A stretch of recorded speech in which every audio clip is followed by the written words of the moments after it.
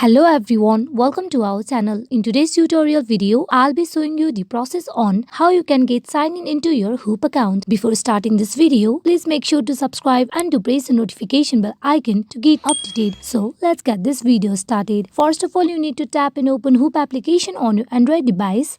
As we are going to get logged into the Hoop account, you need to tap and already have an account login on the bottom of the screen.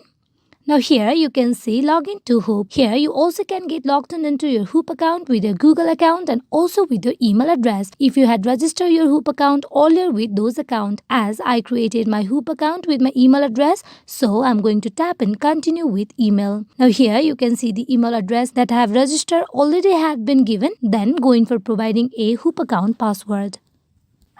After you are done providing the password, you need to tap and login.